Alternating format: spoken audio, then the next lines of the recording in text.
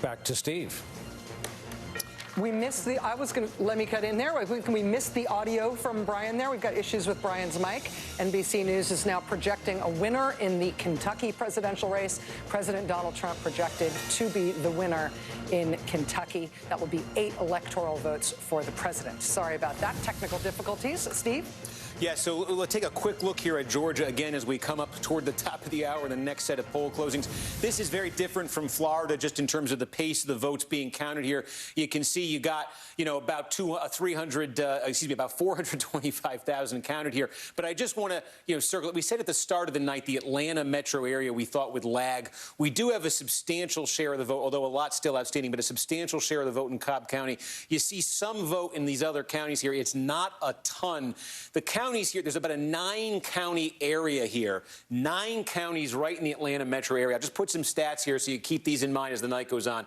If they can get this pen selected. Here you go. There are 9 counties that Hillary Clinton won in the Atlanta metro area, including Fulton County, Atlanta itself. They account for a little bit more than 40% of the entire vote statewide. And Hillary Clinton won these counties by 29 points in 2016. So that's why I keep saying we really want to see what is happening here. She won these counties by 29, and she lost collectively everything else in the state by 29 points. And that added up statewide in 16 to a 5-point win for Trump. Now, why these are even more interesting is in 2018, when Stacey Abrams came within an inch of winning the governorship, she didn't win these 9 counties by 29 points. She won them by 36, and she drove up turnout. So you have 2 ingredients there: higher turnout relative to the rest of the state, bigger margin. And oh, by the way, a third ingredient, this is one of the fastest growing metro areas in the country. So for Democrats, they think they can get a bigger margin. They think they can account for a bigger share of the statewide vote there tonight. And we want to see if that's happening. And at this point, we've got a lot of the early vote in Cobb County and really not much else here. And I think especially in Fulton, it's going to take a while. So Georgia, I do think tonight we'll get a lot, but it'll take a while.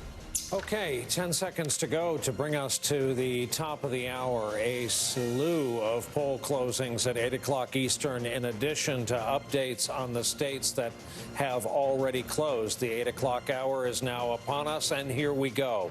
In the state of Florida, if you've been watching our coverage, you know the state of conversation there. We are saying the race is too close to call, separated by just under 10,000. In the Commonwealth of Pennsylvania, big race, big electoral vote fight tonight, too early to call.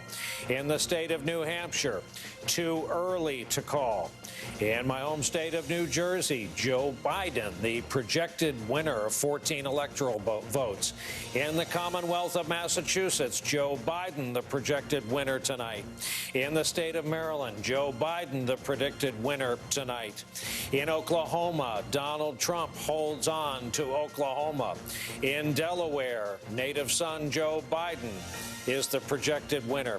In D.C., where you can vote without representation in Congress, Joe Biden, the projected winner of the District of Columbia. In Illinois, too early to call is our call. In Tennessee, too early to call, though a lead by Donald Trump. In Missouri, too early to call. In Alabama, too early to call. Nutmeg state of Connecticut, too early to call, though we note a lead on the part of Joe Biden. Mississippi, too early to call. Maine, too early to call. Rhode Island, too early to call, though again we note a lead at this hour on the part of Joe Biden. Ohio, of the battlegrounds, remains too early. Georgia remains too early for us to call. North Carolina remains too early to call. Here is the long and winding road to 270. The colored-in states are the states we have projected, the states we have awarded. Let's check in on some Senate races. First for us this hour. In Alabama, Jones-Tuberville race, too early to call. In Maine, a widely watched race, complicated by the state system and some third-party candidates. It is for us too early to call. Here's the number the Democrats need to gain control of the Senate. Steve Kornacki, We were talking to you. Well, we got Ohio. Let's take a look here at Ohio. We got a lot more of the vote coming in now in Ohio. Again, this is going to be more Democratic favorable vote here, although a couple places we want to look at. Remember, Biden needs to make up not just ground from 2016, because this is a state that Hillary Clinton lost by 8. He needs to make up substantial ground. We mentioned earlier Delaware County. You know, this is just outside Columbus, traditionally core Republican territory. We're now at a point where there's a little over 30,000 votes left to be counted here. The bulk of the votes are now counted in Delaware County, and Joe Biden continues to lead here. It's 54 to 45. It's at the point here where even if Trump is truly cleaning up in these final votes, there's going to be significant improvement here for Joe Biden in this county from Hillary Clinton in 2016. And again, you go back a little further in time, a 23-point margin there. So 23 for the Republicans in 2012. 17 was Trump's number here in 2016. And again, Biden is sitting almost 10 points ahead with only 30,000 or so votes to come here. That is the type of area I think we've been talking about for 4 years, where you talk about a lot of college degrees, white-collar professionals, suburban, bedroom community, whatever you want to say. That's the kind of area, and you're looking at, I think, now enough vote to say there's been some progress there for Democrats. Let's also take a look at Lucas County, where Toledo is. This is one of these, again, this is a core Democratic county in Ohio, city of Toledo, that area. The question here was how much is the margin going to be for Biden? Again, in 2016, there was the Clinton margin. It was solid. It was 18 points. But here was the 2012 margin. It was 32 points. And this was the kind of slippage all across Ohio, all across the Midwest. Clinton got in 16. Obama won Lucas County by 32. Clinton won it, but it was almost cut in half. Now, again, you see Biden sitting here nearly 50 points ahead right now. I think we're looking at early Democratic favorable vote. Let's see how much that comes down. But this is sort of the metric. Is Biden only falling to the Obama 2012 level? That's a level that won Obama the state of Ohio. Or is Biden going to fall closer to the Clinton 2016 level, or, you know, close to 60% or so? That would be disappointing for him there. So we'll watch those as they come in. Again, you can't really see much statewide because you don't have enough Republican. You have too much Democratic area there relative to the rest of the state. And I just want to take a look here. And you do see Trump has pulled ahead in the tally in Florida as the panhandle, we've reached 8 o'clock, begins to come in. Steve, before you get away from Florida there, in terms of the Democratic counties in Florida, are we now seeing them get close to their vote total? Yeah, let's go through the biggies here. Miami-Dade, we've been monitoring. Biden sitting, again, this is, you know, Hispanic vote, Cuban-American vote. This is where the Dems are running 10 points under where Clinton got in 2016. Let's go north to Brow. Oh, boy, yeah. 99. Here we go. We're almost all in. That's good for the Democrats, but keep in mind, this was a 36-point margin for Hillary Clinton. You're seeing 33 here for Joe Biden. Let's go one north to Palm Beach. Biden actually running here for now, a little bit over Clinton, but you got more vote here same day. Expect that to be a little more favorable to Trump. Let's take a look in Orlando. You're getting close there to all the vote, or close to all the vote. There's Biden sitting only a point above the Clinton number. Let's go over to the Gulf Coast and see Hillsborough. Yeah, I mean, you know, there's a little bit of vote to come here. Let's see if we get the exact number. About 30,000 votes to come here. Room for Biden to fall down to that Clinton level is kind of what it looks like. Pinellas, Biden sitting at 49.6. How many votes are we looking at left there? About 50 grand in Pinellas.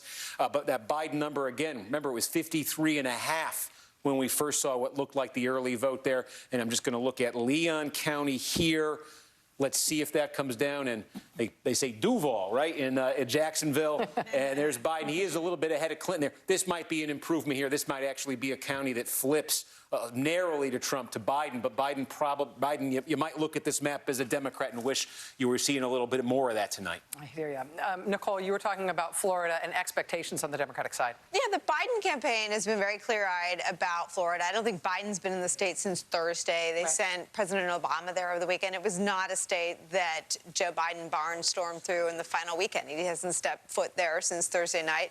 It is Donald Trump's hometown. He, with Trumpian flourish, left New York behind, became a resident of the state of Florida, and it is a state that has been increasingly difficult for Democrats to win in statewide. So I think the Biden, I mean, you can feel the hopes and the dreams of our viewers falling down, and you can hear liquor cabinets opening all across this great land. But But Florida wasn't a state that the Biden campaign was counting on. Florida was not a state essential to a Biden win. But the Biden campaign, and it's not flashy, and it's not dramatic, and it's not the stuff of Aaron Sorkin scripts, but the Biden campaign has been talking about the same 3 states that our own Steve Kornacki has been talking about day after day after day. They've been talking about Wisconsin, where they are ahead. They've been talking about Michigan, where they are ahead. They've been talking about Pennsylvania, where they are ahead. And I've said this over and over again since Sunday night. The Trump campaign has Joe Biden ahead in those three states. Can I just remind people that in 2018, remember, people were all dejected and depressed after the Florida gubernatorial race, and then a blue wave happened. Florida is not representative. It's such a unique state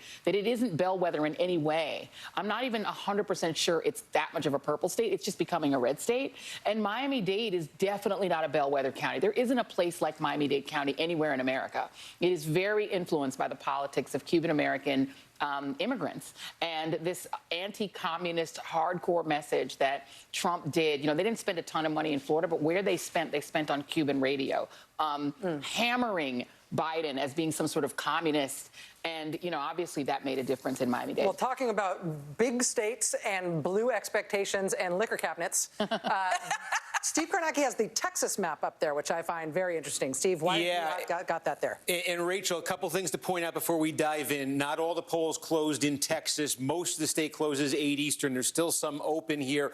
And this doesn't look like a lot of vote, but we have over 1 million votes cast here because we're getting the Dallas-Fort Worth Metroplex. And what we're getting here, remember, we saw all those stats for the last month about historic, shocking early vote totals in Texas, especially in places like the Dallas-Fort Worth metro area. I want to show you 2 counties here where we're getting what looks to be the early vote. Dallas County here, Biden, again, this is the lion's share of the vote we're going to get. 800,000 of the basically million votes or so that are going to come out of here. We just got the report on. Biden's leading these by 33 points. This is a county that Clinton won by 26 in 2016. This is a county 4 years earlier. Look at this trend. 15 for Obama, 26 for Clinton, and now let's see what happens with the same-day vote if it comes down, but Biden running north of that Clinton number. It's even more dramatic if you go up here to Denton County, where almost all the vote is now counted. Check this out. Trump, this is Dallas-Fort Worth Metroplex. Trump, 53, Biden, 45-6. Only about 5,000 votes left to come. Look what happened here in 2016. Donald Trump won this county by 21 points in 2016. Look at the longer-term trend. Mitt Romney won this county by 32 points in 2012. When Democrats said they think coming into tonight they have a shot to take Texas, they are talking about the area we are living in right now, living in on this show at least, the Dallas-Fort Worth area. They're talking about the Houston area. They're talking about the Austin area, the San Antonio area. They're talking about metro areas where those kinds of shifts, 2012, 2016, even to the 2018 Senate race when Beto O'Rourke came within 3 points of winning statewide. There have been massive shifts to Democrats, and the Democrats say those shifts have gotten bigger since Donald Trump became president. And looking at Denton County right there, you know, that's a very interesting sign. Denton County, I'm just looking, in the Senate race, where Beto O'Rourke lost 3 points statewide a couple years ago, the margin here was 8. It's sitting at 7.3 right now. So Democrats right now with 5,000 are a little south of that. We're Harris County. Here we go. Houston. We got the early vote in Houston. In the Houston area, Joe Biden, 56. Donald Trump, 43. This is 1.4 million votes. There's only a couple 100,000 left now. You see the Biden advantage right here. Again, this is the early vote. The early vote in Texas is going to be the lion's share of all votes. What did this look like in 2016? Hillary Clinton won it by 12 points. What did Harris County look like in 2018? This was a 4-point margin. Oh, that's the Houston metro area. I apologize for that. But this, and then if you go back to 2012, I think you got something. You can see the trend. We have a projection, and that is a Trump victory as expected in the state of Tennessee with its 11 electoral votes. That is our NBC News projection when all the votes are counted. Steve, back to you, back to the state of Texas. Yeah, so, I mean, again, what we're seeing here in Texas, and this is going to start to light up, this is a lot like Florida in that we're going to get the early vote here. I think the early vote in a lot of these counties is going to be 80, 85% of all the vote that comes in. We're not going to get all the state this hour because there is some mountain time zone here. But the question is going to become, and I think the answer to this might be a little less clear in Texas than it was in Florida. The question is going to become, how much does this erode as the same day comes in Texas? So again, we're talking about Harris County here, Houston. You know, it's a little bit more than a 13-point advantage for Biden in the early vote. That's a little bit north of where Hillary Clinton landed in 2016. Now we're getting Williamson County. I want to take a look at this. We just got almost all of Williamson County. Wow. Here you go. This is the suburbs of Austin. Wow. And there you go. Hillary Clinton got 42% here in 2016 with only a scattering of votes left. Biden is good. Looks like he's going to win this county, and that's about a 10-point improvement. This is exactly between Denton, what I showed you a minute ago, Williamson. I don't know yet about Harris, but this, and I think Dallas too, this is what Democrats are talking about. They got very close here in 2018 in that Senate race because of counties like this. So anywhere they need a little improvement there, anywhere they're getting improvement puts them closer. Of course, the question is going to be in Texas, not just how the rest of these metro areas fill in. Just there are a lot of rural, small counties here that add up for Republicans. And there's going to be a question there, you know, is Trump driving up the turnout there? Is Trump driving up even more support there? So we're going to monitor this in two phases. Do Democrats hit levels they haven't hit before in these metro areas? Then do they withstand the sort of rural onslaught from the Trump vote in this state? But early, just off the bat here in Texas, a lot of those, certainly in Williamson, that's a number Democrats wanted to see. Let's get some professional advice on looking at those Texas numbers. I'd like, if we could, to bring into the conversation Michael Steele, former RNC chairman, and David Plouffe, former Obama campaign manager. Looking at those Texas numbers, obviously Texas has been a blue dream for Democrats, emphasis on the dream part of it, meaning when they wake up, they never win there. But there has been so much hope that Democrats have invested there, especially looking at the high turnout numbers. David, let me ask you to go first. What do you see when you're looking at these early numbers out of Texas? Well, I think, Rachel, the question will be in the Metroplex area, in Harris County, in some of the suburban areas, in the south and west part of the state. Biden's going to do quite well when the early vote gets reported. The question is, in some of those Democratic-leaning counties, at least they are tonight, does that lead hold? Does he add to it? Does it erode, number one? And then overall turnout, does Trump just blow out turnout in the smaller rural parts of the state that offset some of these gains? But everything I'm seeing would suggest that what we thought heading in today is that Texas is going to be close. And what we're seeing in Florida is Trump overperforming in Miami-Dade. Now, I haven't gone precinct by precinct. I'm eager to do that. And the question is, that could be unique to Florida. And some of the gains we're seeing in Ohio, in some of the Florida counties, certainly in Texas counties, like in the Dallas-Fort Worth area, would suggest that when we get into the Philadelphia suburbs, the Madison suburbs, certainly Macomb County, some of those trends may continue. So Texas looks like it could be quite close. But again, it's a fascinating night because we get all this vote dumped early in some states. That is going to be Democratic leaning. In other states, it'll be Republican leaning. So I think patience has to be the key word tonight. Michael Steele, I'm going to ask you to be patient just for a second because I think I've got to go to Brian for an important call in a Senate race. Brian? We indeed can project that when the U.S. Senate goes back in session, Mitch McConnell will either be majority or minority leader. In any event, the voters in the state of Kentucky have awarded him a 7th term in office. At age 78, Mitch McConnell has pushed back the challenge from Amy McGrath. Right now, a pretty healthy lead. He is our projected winner in the state of Kentucky, already awarded to Donald Trump. Rachel, forgive me, back to your conversation. No, very good. It's good to know. That Senate race has been interesting because Democrats, I think, motivated both by enthusiasm for Amy McGrath, but a lot by a lack of enthusiasm for Mitch McConnell and a desire to try to give him a hard time at home.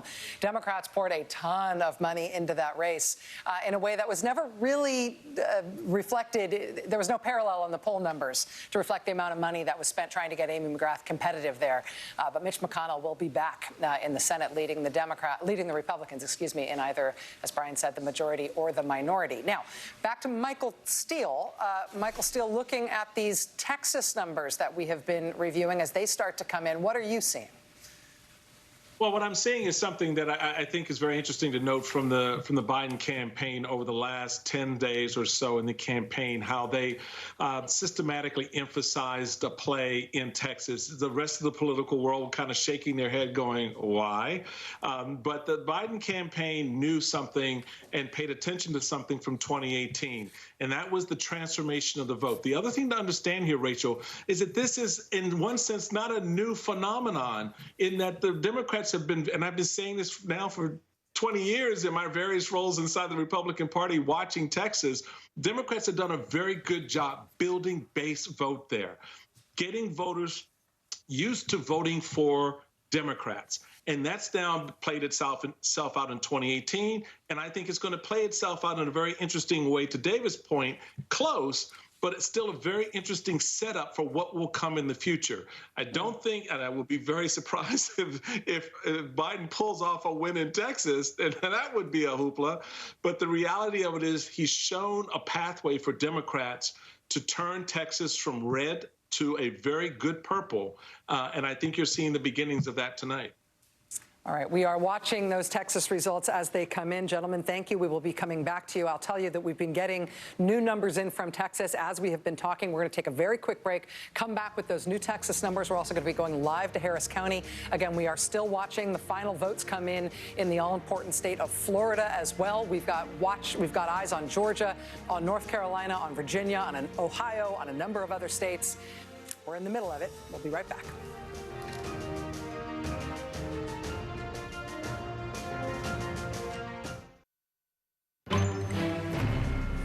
At 8:23 Eastern Time, we come back from a break with two calls.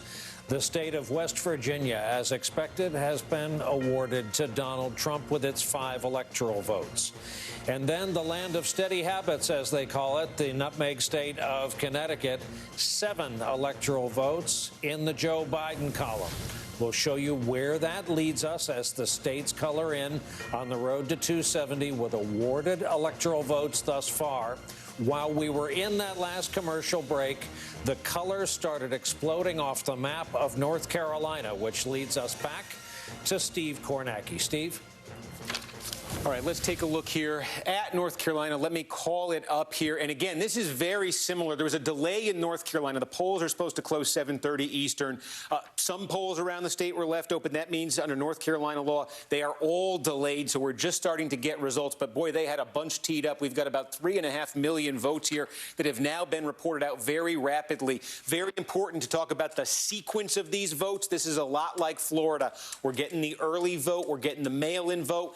Then we're getting the same-day vote. So it's probably going to be high water marks for Biden, and then a question of can he withstand the same-day vote for Trump. With that in mind, let's take a look at some of the places where we're getting that vote. This is early vote, mail vote, Wake County. This is the biggie. Raleigh, this is the state capital. You see there, 2/3 of the vote going to Biden. How does that compare to Clinton in 2016? Let's see if it holds with the same day coming in. But this is an area where Democrats wanted to drive up turnout and squeeze more votes out. Keep an eye on this as the rest of North Carolina comes in. Another biggie for Democrats, Mecklenburg County, where Charlotte is. Biden right now running 6 points over that Clinton number. Again, some votes to come here. How many? About 100,000 to come. Can he stay over that 63% mark? This was a state, remember, where the margin overall for Trump statewide in 2016 in Carolina was 3.5 points. But basically, that's it for the Democrats. Raleigh, Greensboro, Winston-Salem, Asheville, Charlotte, Fayetteville here. Let's take a look, compare this 60% with the early vote. How was this in 2016?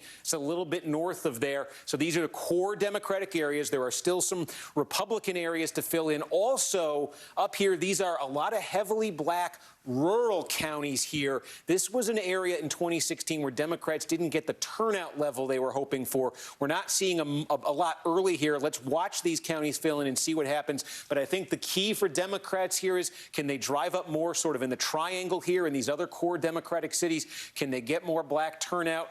And I'm just going to check next door Okay, this is a core Republican county. This reminds me a lot of, if you remember when I was looking at Delaware County in Ohio, this reminds me a bit of it, but we don't have much to show right there right now. So again, the name of the game for Democrats right now for Biden is to drive up his statewide lead as much as he can. I expect as more of this early vote comes in, you see it's in from so many of these cities. It's not in from a lot of these more rural Republican places. So that might be, Trump will cut into that a bit, and then the same day's coming. And it's like Florida. Can Biden withstand it? He is right now farther ahead than he got in Florida in the early vote, at least at this moment. Steve, will you show us again before you get out of North Carolina there? Yep, Sorry. going back in. Will you show us how much we've got in Charlotte? Yeah. Here we go. So give you the raw numbers here. 84% in. You got about 500,000 votes that are counted so far. Okay. And you got a little bit less than 100,000 to come. So, it's the question, Biden getting nearly 70% of the early vote. We expect that'll be lower. Question is how much lower? If he's fighting Trump to a draw, then he's going to win this county by about 200,000 votes. He'll get about a 200,000 vote plurality. If he actually wins, by a substantial margin on Election Day, he can add to that statewide. So let's see. Let's see what the trend is as it develops in Carolina. Okay, Joy and Nicole, before all of this before all the numbers started washing over us. Oh, look, this is Mecklenburg County, what we were just talking about in North Carolina. This is ballots being delivered. These are live shots of what is happening here in terms of the mechanics of this election as we are starting to see that vote come in North Carolina. Before we started to see these numbers coming in, we were talking about the Biden campaign and the Trump campaign and their expectations, both of them seeing Florida as a toss-up, the Biden campaign being less confident about it, but them being more confident in North Carolina and in Georgia. We are now seeing strong numbers for Biden in North Carolina. Well, and let's not forget, North Carolina has acted like a swing state before. Barack Obama won North Carolina by about 14,000 votes in 2008. He only lost it by about 90,000 votes. It currently has a Democratic governor who won by a hair in 2016 when Trump was winning that state as a presidential candidate. So it has swing state properties. It's where Moral Mondays began. There's been a lot of activism. Bishop William Barber and others have really pushed that state. And the big issue there, healthcare, healthcare, healthcare, has been for years. I will also say that in terms of partisan politics in North Carolina, they have been, on the Republican side, at the vanguard of procedural radicalism in North Carolina. That is where we saw the state legislature there, for example, really pioneer these very radical anti-democratic, both anti-capital D-Democratic and anti-small D-Democratic means, like disempowering the governor once he was elected as a Democrat, taking things away from him that had previously been the powers of the governor. The North Carolina Republican Party has been profoundly radicalized. It's sort of in the same way that Wisconsin Republicans have within the last decade. And I think that has really sharpened politics as it's become a bit of a swing state at the presidential level. So you guys are going to get sick of me saying this. If I were on the Biden campaign, I would keep my eye on North Carolina, but I would be obsessively watching Wisconsin, Michigan, and Pennsylvania. That's the whole ball game. Now, the reason North Carolina is interesting to watch is because it's an insurance policy, but the whole game is Wisconsin, Michigan, Pennsylvania. We're going to keep watching North Carolina because the people of North Carolina are beautiful and their votes deserve to be covered by a network like ours. But in terms of path to 270, sideshow, people. Well, not a sideshow, though. Insurance. If Trump loses it, Trump then creates a new imperative for himself somewhere else. We are only talking about states that Trump won 4 years ago. Biden is on offense on the whole map. North Carolina would be an embarrassing loss for Donald Trump, a glorious win for Joe Biden. But the path to 270, what Steve Kornacki has drilled into my brain, if I were on the Biden campaign, what I would be trained on, I would be watching. And it's what they think, too. It's what they think, too. And I would be watching those three states. Back to Brian. Okay, coming up on 8:30. It isn't much in terms of new news. Another state on the map. You see it along the Mississippi River. But here we are. We've just passed the 8:30 mark, and in Arkansas, here is all we have to tell you. Our projection is that as of now, it is too early to call between Biden and Trump in Arkansas. Back to the East End and our conversation ongoing. Let's bring into the conversation now our friend Chris Hayes, who has been watching these things alongside us. Chris, I feel like in some ways we're watching the manifestation of the campaigns that we have covered so intensely over these past months. We're now seeing what the campaigns tried to make true come true. On the other hand, we're balancing it against our own expectations and common wisdom expectations of what we've heard from the campaigns in terms of what they were sort of wishing and hoping would happen tonight. How are you seeing it so far? You know, I think one of the weirdest things that we've seen consistently the polling going into tonight, or one of the most interesting, was that Joe Biden was outperforming Hillary Clinton among white voters, both with college degrees and without, and underperforming in some cases significantly among Hispanic voters. And that has been reflected, interestingly, in the Trump campaign. I mean, if you remember, the Trump campaign in 2016 was about the wall. It was about the Muslim ban and the Mexicans who were coming, who were rapists. They have really ratcheted back that rhetoric, particularly down the stretch. They obviously saw, I think, post-Kenosha, that they couldn't run up the numbers among white voters as much as they could. And they made a quite clear feint in another direction messaging-wise. And so far tonight, particularly when you look at that those Miami-Dade numbers, and you look at other counties that are more of those white suburban counties, and even white counties that are largely rural or non-college, where Hillary Clinton lost by 30 or 35 points and Joe Biden's running 7 or 8 or 9 or 10 points ahead, it's actually bearing out part of the picture that the polling has been telling us. And I think everyone should keep in mind the one weird trick Donald Trump used to win the Electoral College in 2016, despite losing by 3 million votes, was overperforming the polls among a subgroup, white non-college voters, that is both widely distributed through the country and incredibly concentrated in the upper Midwest. So far, we're not seeing any indications that there is a misalignment between national polling on that and those subgroups. It's going to be something to look for in a bunch of these counties as they come in to get a clearer sense of where we are nationally. Chris Hayes, thank you, my friend. I'm going to shoot it back over to Brian at this point. Brian? And I want to shoot it to Steve Kornacki to talk about Texas and what we are seeing fill in that map right now. Steve, I've been looking over your shoulder. Yeah, again, Brian, we're looking at that early vote, which is going to be the bulk of the vote in most of these counties, coming in some big places. We mentioned Dallas earlier. Let's go next door to where Fort Worth is. Again, you're looking at the early vote here. It basically a draw between Trump and Biden. How does that compare to what happened in 2016? Well, in 2016, this was a 9-point win for Donald Trump. By the way, in the 2018 Senate race, when Beto O'Rourke lost by 3 points statewide, he won Tarrant County by 1 point. What's left to come in Tarrant County? We've counted about 700,000 votes. There's about 170,000 left to come. Again, I said in Texas, I think maybe a little bit more of a question of what that same-day trend was going to look like. Let's see if we can establish it. Right now, we need to see more vote come in. We need to see the same-day vote come in. Does Biden gain ground there? Does Trump gain ground there? The other big place we just got vote in Texas, Bexar County. This is where San Antonio is. And again, we got the bulk of it, 675,000 votes. This is the early vote. There's less than 100,000 votes we think left to be counted here. What does this do when you compare it to 2016? Biden right now running 5 points north of Hillary Clinton. Again, some votes to be counted. This could come down a little, but Biden probably they're going to end up ahead of where Hillary Clinton did. This is the Democratic strategy. It's to improve not just on how Clinton did against Trump in 16. Really, it's to improve on how Beto O'Rourke did against Ted Cruz in the Dallas metro area, Dallas-Fort Worth, in the Austin area, San Antonio, Houston area. These are core Democratic areas. They also, let's see when we get the Rio Grande Valley, and we're still waiting on that. Remember, Kamala Harris made a trip down there, I think late last week. Democrat. Oh, we got one in. Just 1 second. Let's see what we're looking at here. This is small, but early vote, 55-44. Yeah, let's see what the same-day vote did down there when it comes in. That is under for Biden. Small county, but in that Rio Grande Valley we said we wanted to look at. We'll keep looking at these. All right, Steve, thanks. We want to go to correspondent and native Texan Garrett Haake. He's out in Houston. Garrett, first of all, explain to our viewers just how big an area and population we're talking about compared to the rest of the U.S. when we talk about Harris County, where we know the early vote has been a record setter.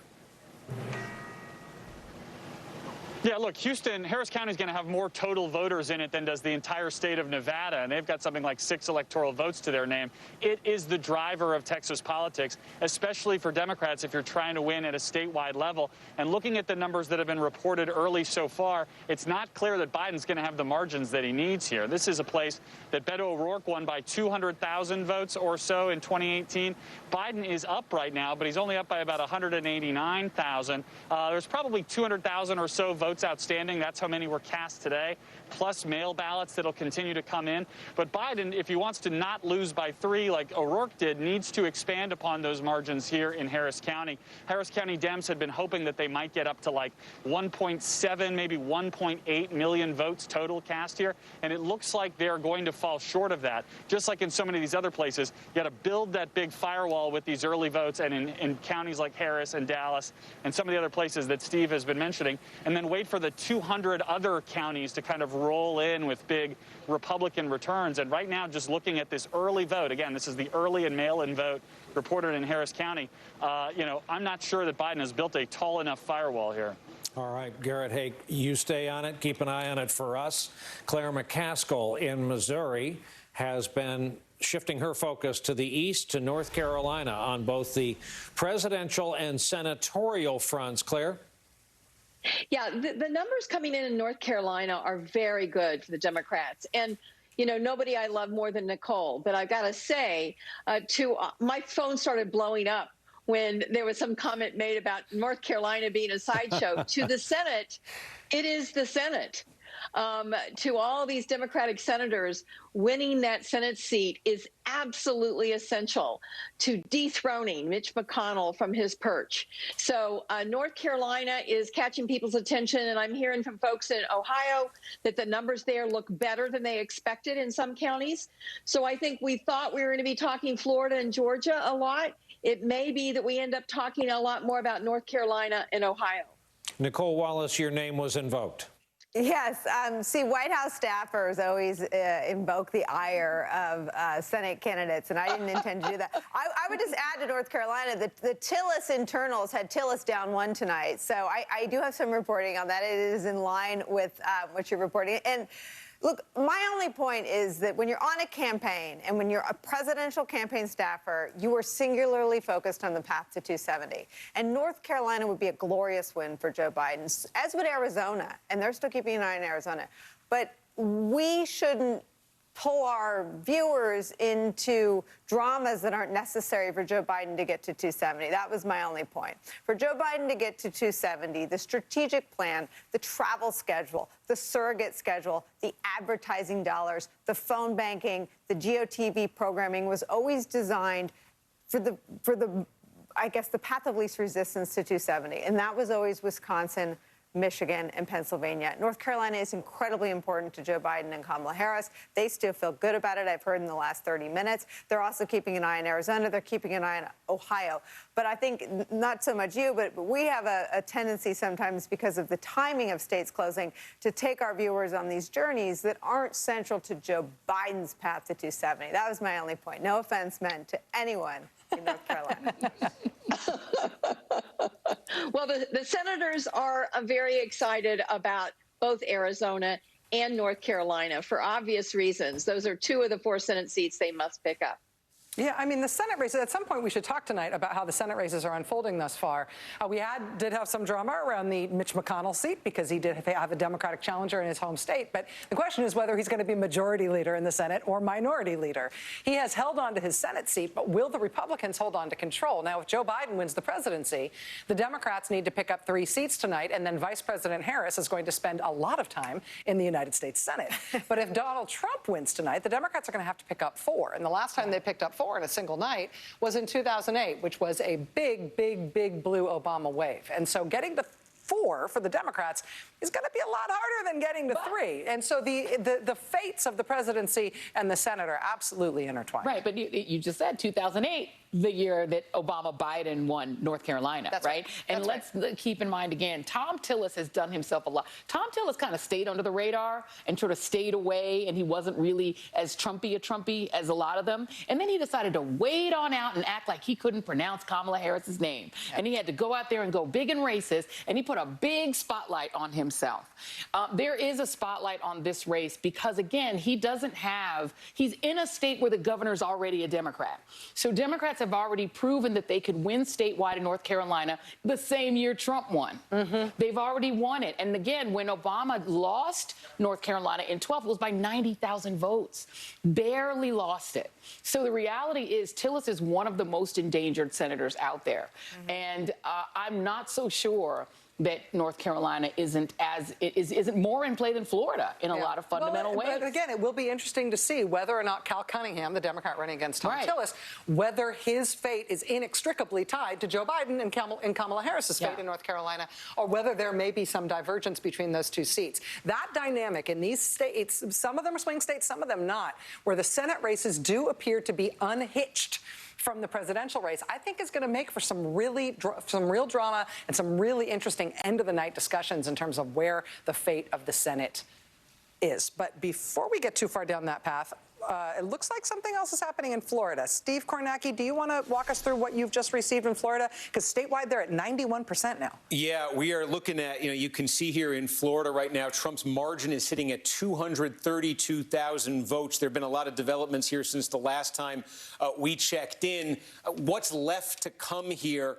Miami-Dade still has about 130,000 votes left. Interestingly, it looks like in the same day vote that we've been looking at, Biden actually holding his own, I would say, in the same day. Remember, he had dipped under 54% overall. He's now hit 54. It may not, that suggests maybe as more same day comes in, he may not fall farther than that, but he's already fallen far from where Hillary Clinton was. There's more vote to come in Tampa. Looks like about 30,000 left in the Tampa area. I'm just looking to see here. The same day trend there is favoring Trump. More vote. Here we go. We got about 50,000 still in Pinellas. Biden under 50%. Duval still has about 45,000 left. Biden, that will be a bright spot on this map for him. That is better than Hillary Clinton did in 2016. We're just looking at Orange County, where Orlando is. Biden, take a look at this. You can see basically at where Hillary Clinton was, a touch over where Hillary Clinton finished in 2016. If we just hit this button here, I want to take a look where the remaining vote is. We can size these. The bigger the bubbles here, the more remaining vote there is here. So you can see there is a little bit up here in the Panhandle, Republican. As I said, Tampa, we just took a look at Hillsborough and Pinellas. It doesn't look like the trend of the vote that's remaining there is going to be that favorable to Biden, nor is that the case in Duval.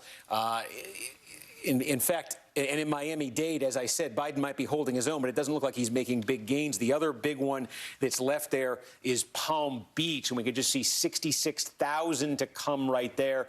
Again, Biden's margins fallen a little bit as more same day has come in. The one question mark I'm being told in Florida is we want to make sure, and I think you'll see about 912,000 votes right now have been counted in Broward. Our estimate, less than 500 remaining. We are just checking to make sure all the precincts are accounted for here. There is a possibility there might be a little bit more in Broward. But otherwise, no, you look at this and that gap, I'll put it up again statewide, north of 230,000 votes. At this point, Trump's margin, that is bigger than Trump's margin was in Florida in 2016. He leads by 2.2 points here. Let's see if there's anything more from Broward. Otherwise, it's what I showed you. All right, Steve Kornacki, watching those votes come in Florida as we see them come in close to over 90% statewide at this point. We are still looking at a lot of too early to call races, including big important ones in terms of the path to 270, like Georgia, like North Carolina, like Ohio, like Florida, like New Hampshire, like Pennsylvania. There's lots still to come tonight. We're going to take a quick break. Before we take a quick break, it was Perdue who mispronounced Kamala Harris's name, not Tillis. My bad. Oh, David Perdue. It was David Perdue. In Georgia. In Georgia. Not Tom Tillis. Sorry about that. The wrong mispronouncer. These things happen. We'll be right back.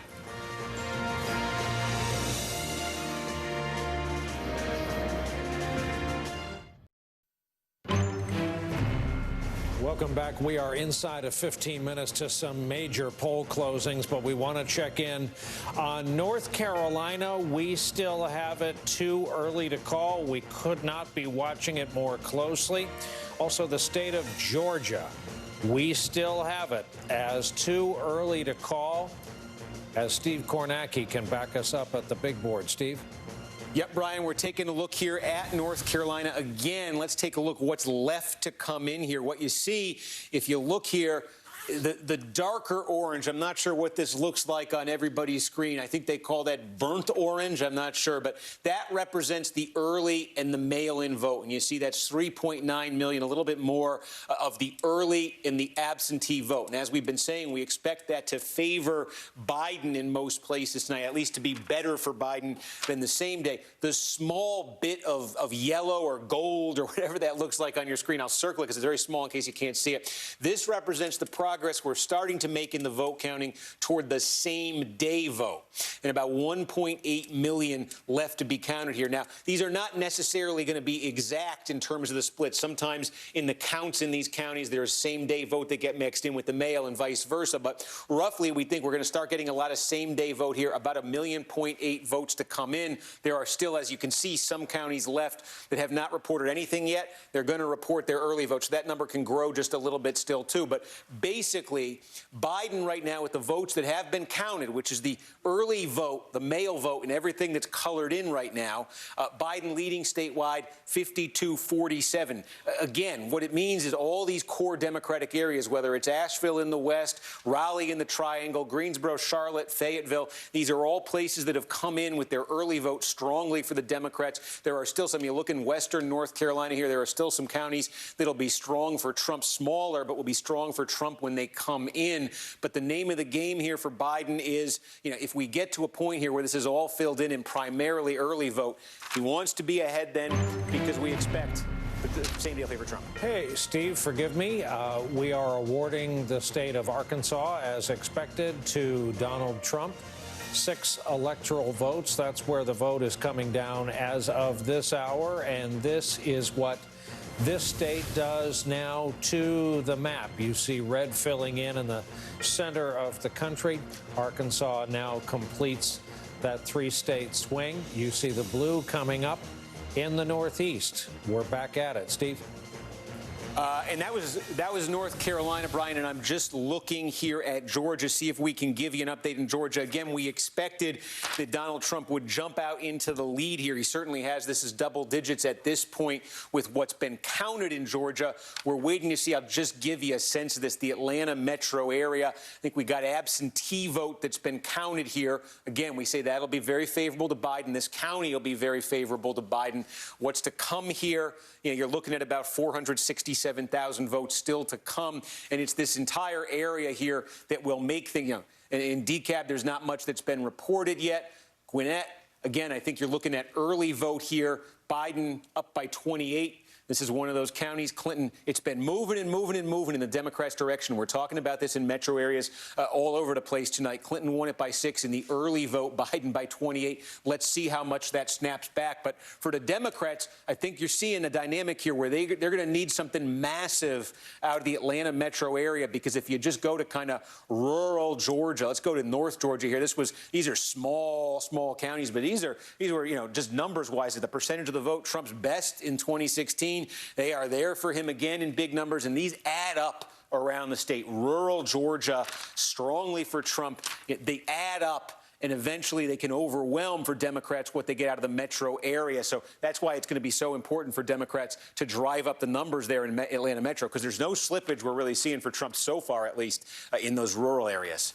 I want to look both at Georgia and North Carolina in terms of the presidential race, as we have been, but let's also look at those 2 states in terms of the Senate races. Between those 2 states, unusually, there are 3 Senate races between them. Let's talk about the Georgia Senate first, if we can. This is the regular Georgia Senate race.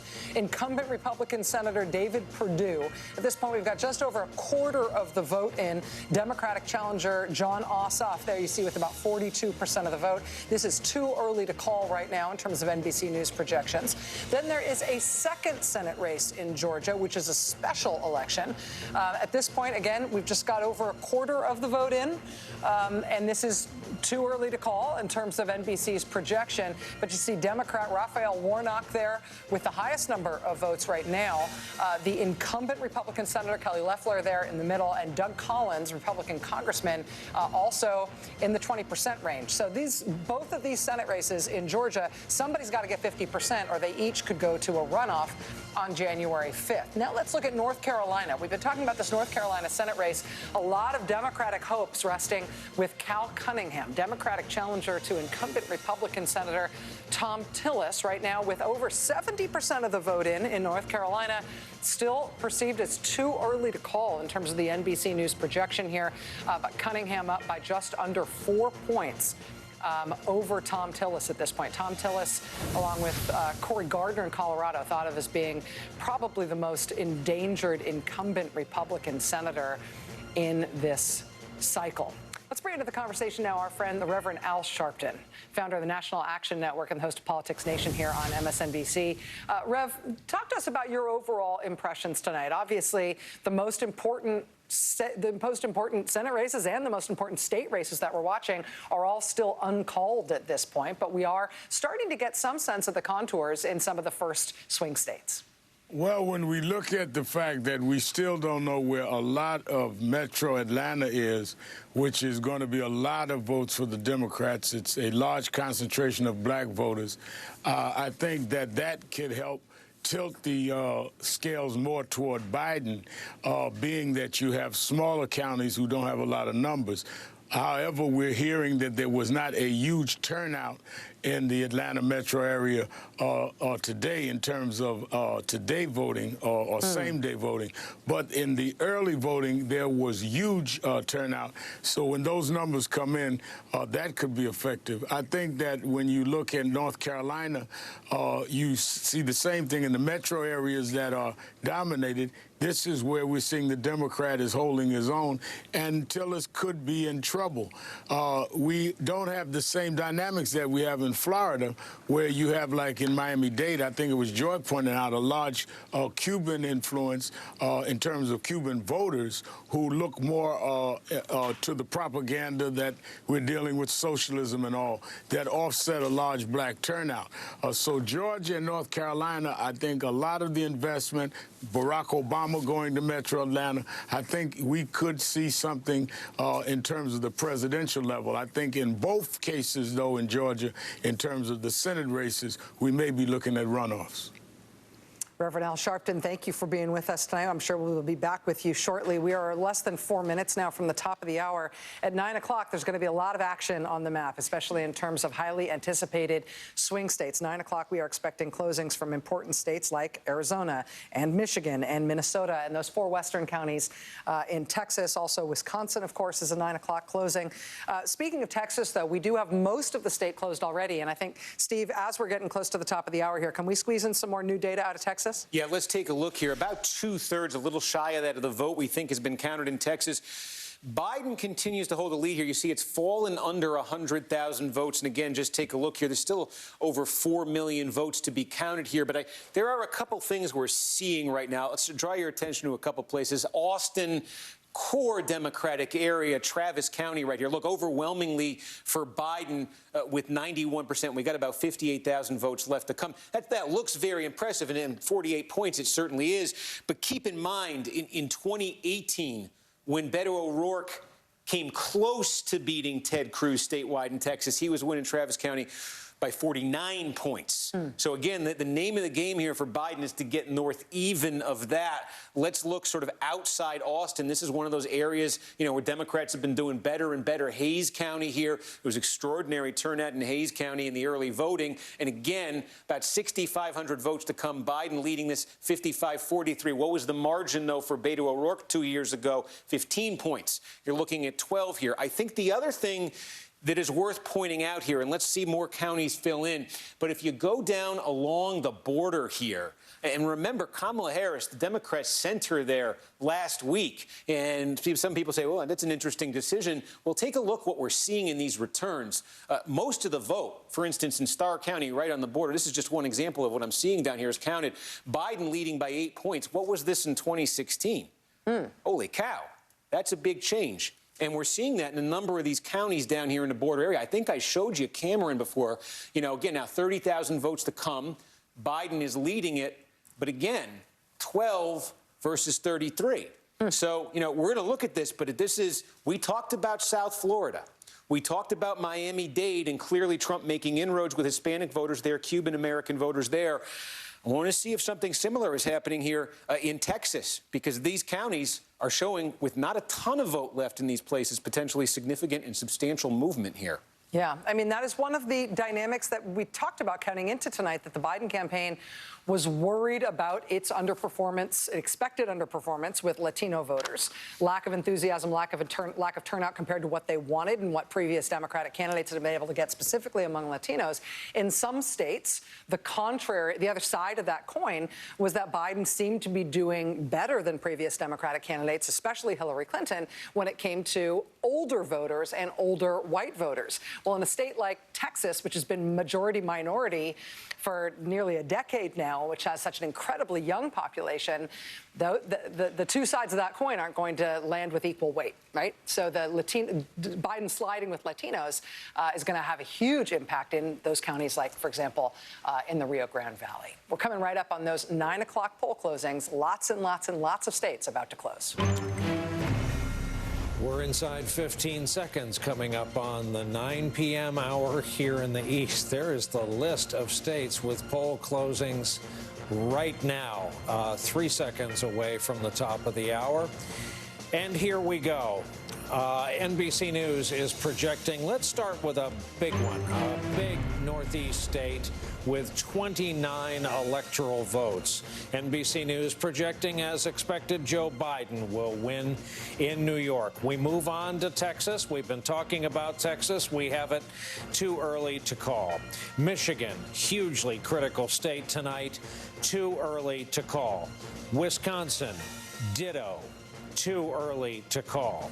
Minnesota, too early to call.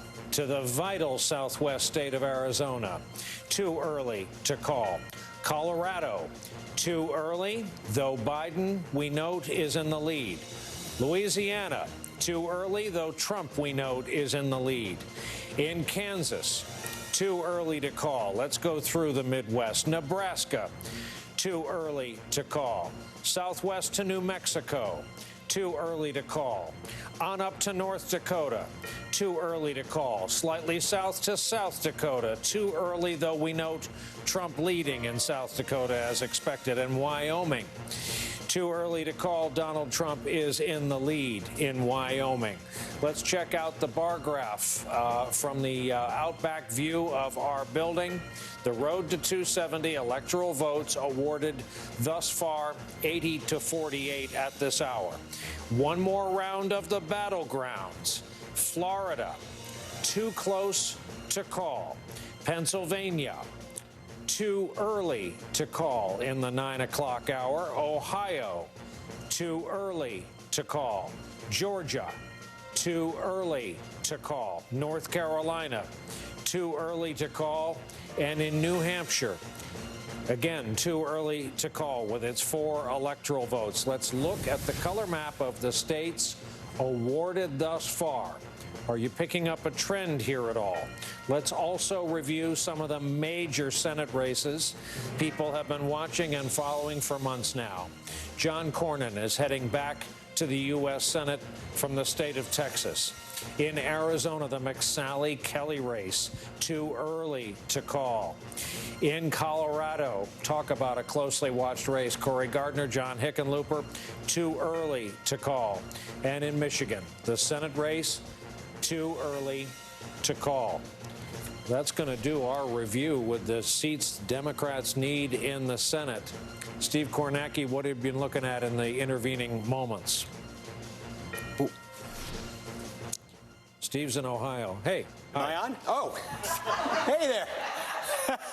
I was just trying to get an update there. Let's take a look here at Ohio. Again, it looks like about half the vote here in. We're expecting still remaining vote here, a little under 3 million left in the state. Again, Biden with this advantage that we see right now, at least most of the early vote in here. Now, take a look, for instance, Cuyahoga County, Still a ton to come. Core Democratic area.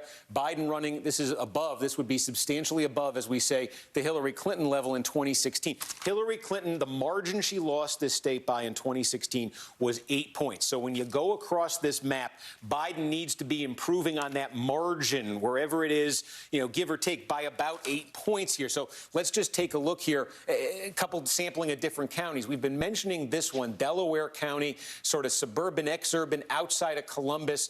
I don't think they've counted many more since the last time we checked in here, but just a reminder, this looking like substantial progress for Joe Biden. A 17-point loss for Hillary Clinton. Here's Joe Biden leading it by nearly 9. That could come down as more votes are counted, but it's not going to come down to a 17-point Trump victory here. Take a look here in Franklin County, the state capital, Columbus. Again, a little bit more than half the vote in. This was 27 points. That was the margin for Hillary Clinton in 2016. 27 points. Right now, 52 is the margin here. Again, with vote to come in that could knock this down some, but he wants to be, Biden does, if it was 27 for Clinton, 8 points statewide, 35 or more, and probably in a county like this, close to 40. He's at 52 right now. Let's take a look up again in Lucas County, where Toledo is, still with 150,000 votes to come there. Again, 18 points was the Clinton margin. It's close to 50 now. Let's see what happens where that comes down. We're looking over again in the Mahoning Valley. We've got a little bit of that same day coming in right here. Clinton had won this by just 3. Biden still way up here. Again, let's see how that changes with the same day vote. But again, you're looking for places on this map. We could even go through a bunch of very small counties here where Donald Trump, I'm looking through these for the first time along with you at home, and I'm comparing Donald Trump's showing right now with Donald Trump's showing in 2016, because a lot of the counties that I'm going through in Ohio, this is sort of the Appalachian region in Ohio, these are places where he really surged in 2016 in terms of his level of support. And I'm just seeing, is he hitting that level? And it's a little bit lower there, but again, that could change with the same day, a little bit lower. I'm just seeing if there is a trend right there. So look, Trump in these are very small counties here, holding his own relative to 16. I'm not immediately seeing big slippage there. Here's another big county, though, Cincinnati. And again, about half the vote here in Cincinnati, Biden by 40. What was the Clinton margin? It was 10. So as this comes down, does it come down and level off in the 20s somewhere? That would be substantial improvement again in a state where that Hillary Clinton lost by 8 points. Let's keep an eye on Cincinnati. Let's go right outside Cincinnati. Butler County, less than 100,000 votes to come. Trump had won this by 28 in 2016. He's leading it by 7.5 points. He's leading it by 8.5 points right now. Again, let's see where that lands here. 28. Can Biden shave 8 to 10 points off that right there? So you are seeing, at least right now, and this is, we have to caveat this by saying we want to see as this vote comes in, is there a late trend to Trump here? But we are seeing in a lot of these places a substantial Biden improvement from 2016. I think it's clear he's going to do better in this state than Hillary Clinton did in 2016. The question right now is these votes come in, and again, let's just refresh here and look at statewide. Will he do 8 points better statewide, enough to carry it? Well, I was going to say, this is what the Biden campaign will tell you is they added a trip to Ohio. Oh, yeah. They yesterday. went, they made a last-minute change to their schedule to go campaign there. And what they would say, I think, is that to be doing well with these voters have a lot in common with the kinds of suburban voters that they were targeting with their closing messages about the soul of the country, their speeches that they build as big speeches. This is the kind of state where I think they would look to expand their appeal to the same kinds of voters they're counting on in states like Wisconsin and Michigan and Pennsylvania. So this is a state that I think they were cautiously optimistic of, and a state that seemed to move in their direction in something they saw in their internal polls, so much so that they added a stop to the state, I think near Cleveland, for Joe Biden himself. So this is a state that I think our friend Tim Alberta from Politico is reporting on the kinds of voters that would make up these gaps that Steve is talking about in the last 30, 40 minutes. Would be of great interest, and there would be sort of a through line between the issues that would have turned them toward Biden in these closing days. Well, it's funny that this is the reason that a lot, particularly of older black voters, wanted Biden to be the nominee. He is the kind of candidate who could do the best with white working class voters that a Democrat could possibly do, which is not that great, but better, obviously, than Hillary Clinton. And, Obama was able to win there. So, I mean, he's got a white working class sensibility, but he's also appealing to what we're calling the wine moms. And it is interesting that if the story... We're calling them the wine moms? They're called the wine moms. I missed this. Have you missed this? These are the moms who, these are college-educated white women who voted in huge numbers in 2018, who flipped the House back to the Democrats, and who are still mad. Like, they haven't expended all of their energy and anger. They're also the women that Trump is calling out to when he's bellowing about suburban women, like me, want me. They're the same voters in Ohio. Put those with black voters, and those are the states that have lots of African Americans and lots of those wine moms. He can do well. Forgive the interruption. Another state call, and that is, as expected, Donald Trump, the winner in South Dakota. And while it hasn't come up a lot tonight, there is that stretch of coronavirus that is raging through the Dakotas right now, just part of the backdrop of the vote in 2020 during an uncontrolled pandemic. But that's our projection that when it's all said and done, looks to be about a 70-30 split in South Dakota. Here is another red state on the national map. Sorry, back to the conversation. Looking at the map, it's actually helpful to have that at this point. Nothing has changed from 2016 in terms of what we have seen here. Trump has won states that Trump previously won, and Biden has won states that Clinton previously won. And any effort to encroach on one another's territory has thus far been rebuffed or at least delayed. And so while it's been fascinating to watch all this stuff come in, I mean, the way that you calibrate your expectations in terms of what's possible for the next election is by looking at the last election, particularly when it's an incumbent running for a second term. But this is, I mean, where we stand right now is nobody's gained ground anywhere. Steve, in terms of what you're looking at right now, we've been talking about Ohio. We've been talking over here a lot about Pennsylvania. We haven't heard a lot from you in terms of what's in Pennsylvania thus far. Is there anything in Pennsylvania that is worth talking about yet? Yeah, not much, but I just want to give you a sense of how confusing Pennsylvania is going to be. I mean, you see red in Pittsburgh right now. What you're seeing here, this is same-day vote, basically, in Pittsburgh. And that's why Donald Trump, remember, he was going to win the same-day vote big. There's a little bit of mail vote that's mixed in there. But this is basically one of those places where the mail is expected to come in. This is Pittsburgh. I mean, this is what a normal sort of Democratic margin would look like in Pittsburgh. So, you see Trump at 69. You got to remember there is a ton of mail in a place like Pittsburgh. You take a look at Philadelphia, where, again, it looks like what they've actually released here early in Philadelphia. There are some places in Pennsylvania that are going to do this. There are some places they're going to release some mail vote tonight in Pennsylvania, and I believe they've released a little bit of it early here in Pennsylvania. Again, they're expecting north of 800,000 votes here. You got a quick dump of this shortly after the polls close in Philadelphia here. Joe Biden over 90%. Again, this is just obviously core Democratic territory here. But I think we are going to see some mail-in voting here. I am going to encourage people to disregard this, and I'm going to look into this because that doesn't make sense. With what 95%, I'm seeing there in Lehigh County, I think there might be an error. Sometimes there are numbers moving around in the system, and the wrong thing pops up at the wrong time. But basically, in Pennsylvania tonight, there are going to be some counties, in Philadelphia as an example, Allegheny is an example, where they are going to end up reporting out some of their mail-in vote, I think, by the time we get to midnight, later on in the night. There are other counties, too, smaller ones. They will report out some of it.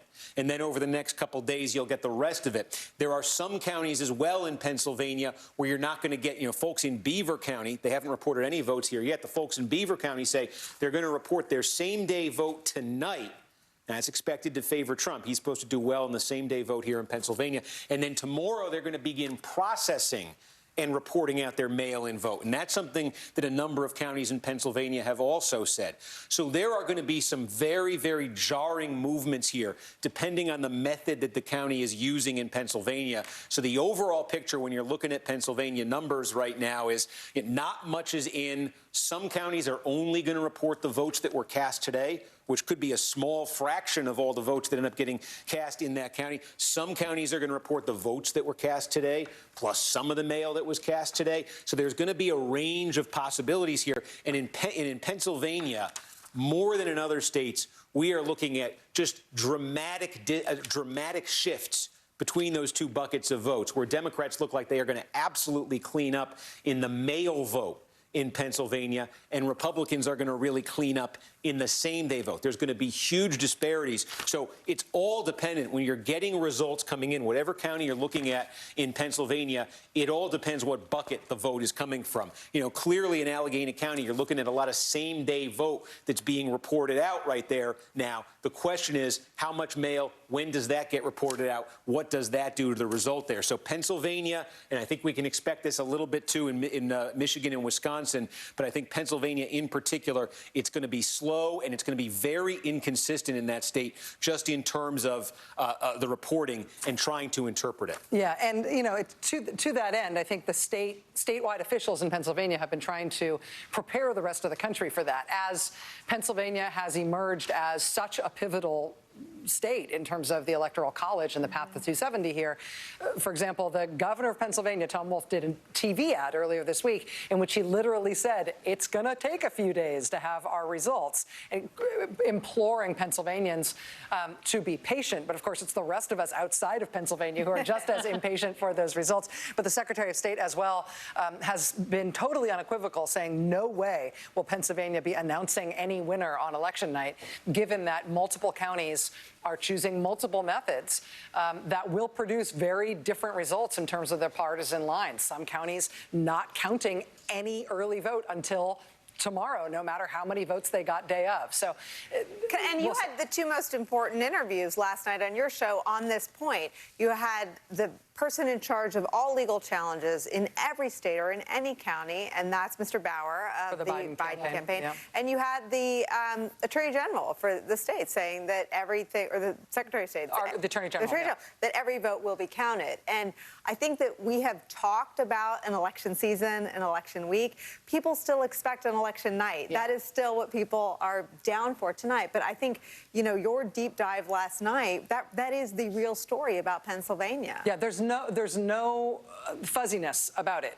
In Pennsylvania, literally in lots of counties, they are not even going to try to produce enough of a count to produce a result tonight. They are not going to aim at having a result tonight. And so expectations of that should be adjusted accordingly. And just to pull the curtain back on sort of the Trump strategy there, the Trump strategy is to make a political gain for himself out of that, to try to make something of the fact that he could be in a stronger position tonight than he is once all that happens, that every vote is counted. I want to go back quickly to Steve on North Carolina, which we have been watching closely. Statewide, we're close to 80% in now, Steve. We're close to 80% in, and again, North Carolina, a lot like Florida, where you get all that early vote, you get all that mail-in vote. Most of the counties in the state we've got early mail vote from. So just to give you a sense of what's left to come here, about 1.2 million votes to come.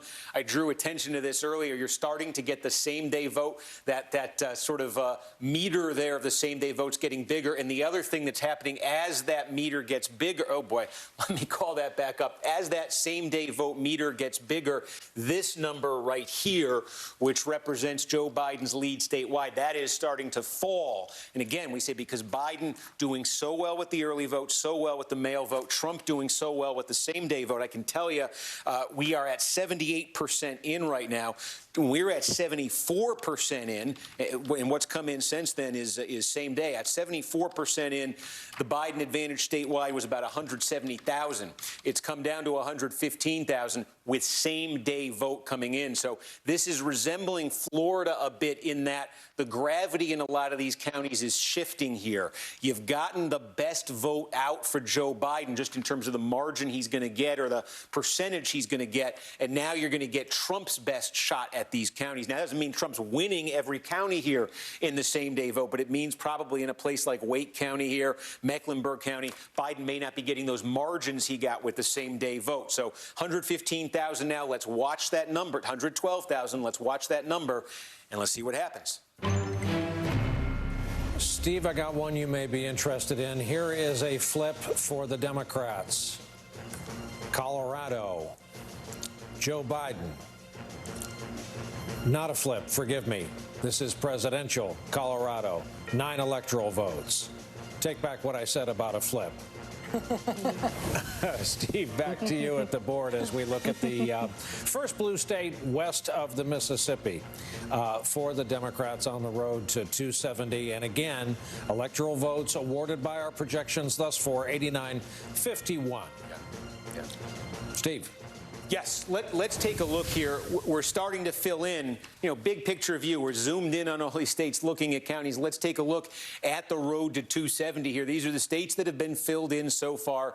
No surprises yet so far. We said at the start of the night that, look, Wisconsin, Michigan, and Pennsylvania were Joe Biden's most direct route to get to 270. If he wins all three of those and Trump isn't flipping any blue states, that's going to put Biden over 270. We also said those are the states that are going to take the longest. We were just in Pennsylvania, and you see what a confusing mishmash Pennsylvania is. So we talked about Florida at the start of the night, Georgia at the start of the night, North Carolina at the start of the night, Ohio, and Texas at the start of the night. These are states, these are opportunities, we said, for Democrats to really put Trump on the ropes by putting a win on the board. You've seen the direction Florida is taking for Democrats right now. I think it's fair to say they are not encouraged by what's going on in Florida right now. North Carolina, you see Biden doing well in the early vote, but now there's some erosion there. Let's see if it erodes all the way and Trump is able to get the state. That lead as the same-day vote comes in North Carolina continues to dwindle for Joe Biden. In Georgia, again, looking at, we want to see the Atlanta metro area there. Democrats are going to have to do, this is a lot like we were talking about in Texas.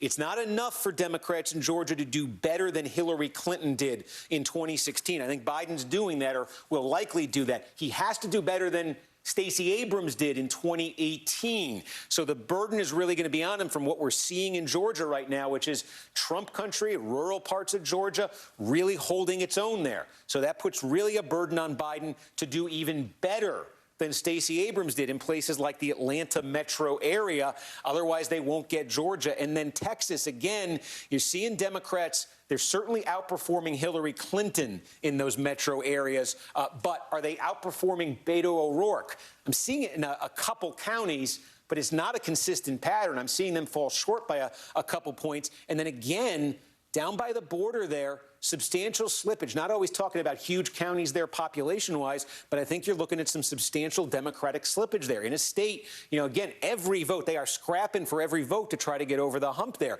So those four states, Democrats to varying degrees, fair to say they have their challenges at this hour, and that leaves, I'm trying to go into Ohio to look at the result. I started accidentally playing with the road to 270 board. Let's just take a look at Ohio then, because this becomes crucial here. Biden's lead in terms of did Democrats get one of those first five? Biden's lead now sitting close to 150,000, a little bit under 150,000 statewide, with about 60% of the vote in. Now, in some of these counties in Ohio right now, you're looking primarily at early vote. Some of them you're looking more at same-day vote. It's not a totally consistent pattern. So I can tell you what we're trying to do right now in Ohio is figure out what is the trend for the early, and really what is the trend for the same-day vote, the vote that was cast today in Ohio?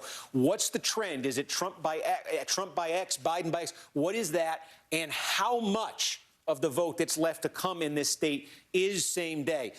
That will go a long way. And you see this is dropping down to 136 here. That'll go a long way to telling us where this is going to land in Ohio right now. But you see Biden up 136,000 right now, with about 60% in Ohio. But that right now might be the Democrats' best shot at one of those first five. If we could, I'd like to ask the controller if we could. Here we go again. A matching Dakota has been projected for Donald Trump. Again, as expected, North Dakota to go along with South Dakota. Sharp-eyed viewers saw that we had quietly added that bit of red in the northern plains. That's our projection with its 3 electoral votes. That's how the map fills in. Rachel, back over to you.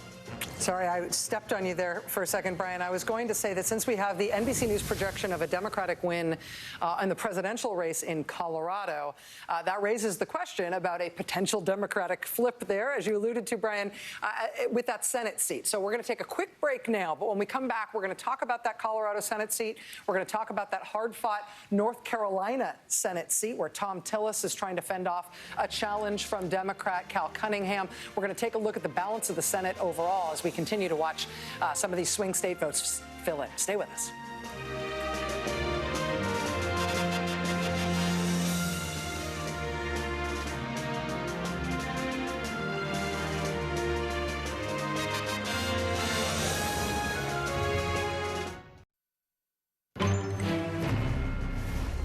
My friend Rachel alluded to this before the break. This is the Alabama call. Donald Trump has, that's all unchanged, Republican status. But let's go to Senate Colorado. Sorry, here is the map of electoral votes and states awarded thus far. A lot of this is loaded into our computers, so try as we might, we can't avoid it. This was the race we were alluding to. I knew we were on the cusp of a call. That, indeed, is a flip for the Democrats in the Senate. John Hickenlooper over Cory Gardner. For the Republicans, John Cornyn is returning to the Senate from Texas. In Alabama, this widely watched Senate race too early to call. In Arizona, the Mark Kelly-Martha McSally race too early to call. Kansas Senate, additionally, too early to call. Let's go up to the state of Maine. Talk about widely watched, too early to call. Let's go out to Michigan. Too early to call between James and Peters. Arkansas, Tom Cotton's going back to the U.S. Senate. In fact, we have a list of incumbents that are going right back to the U.S. Senate, starting with Chris Coons, Democratic side, Delaware. Ed Mackey up in Massachusetts. Turns out his biggest challenge was a Democrat named Kennedy. New Hampshire, Shaheen's going back to the Senate. New Jersey, Cory Booker's going back to the Senate. Oklahoma, Senator Inhofe going back to the Senate. Mike Rounds is going back from South Dakota. And Tennessee Senate seat will remain in Republican hands with Bill Hagerty, the projected winner tonight. At this hour, U.S. Senate makeup, this is a lot. 40 Dems, 37 Republicans. Net gain of 1 for the Democrats. That's the Hickenlooper victory in Colorado. Cory Gardner was about as heavily targeted as any Republican incumbent going into this cycle. Rachel and colleagues, over to you. Thank you, Brian. While we're talking about the Senate, I actually want to go to our friends Lawrence O'Donnell and former U.S. Senator Claire McCaskill, who have been paying particular attention to the Senate races tonight. Lawrence, let me start with you. I know that you've been watching Senate races in preparation for tonight, in the weeks leading up to this. What have you been watching for tonight most closely? And let me also get your reflection on that first Democratic flip that was just called. John Hickenlooper taking Republican Cory Gardner's seat out in Colorado. Well, that first one, John Hickenlooper, was by far the surest bet that the Democrats had going into this. They expected this. It was a recruitment issue. It was a matter of convincing John Hickenlooper to run for Senate after he started off running for president last year. Once they convinced him to do that, they were pretty confident about it. The next 3 that they're looking for to get that magic 4 number are Arizona, North Carolina, and Maine. North Carolina it looks like something we might be able to call later tonight. Who knows? Maine is going to be tricky, even though it's an East Coast state. There are 4 candidates running. They are using ranked choice voting, which means when you go in to vote, you vote for your first choice and your second choice. And there's a candidate up there, Lisa Savage, who is running against Susan Collins, and Sarah Gideon, who is the leading Democrat running against Susan Collins. They've kind of teamed up. Lisa Savage is the preferred number 2 choice for people who are voting for the Democrat.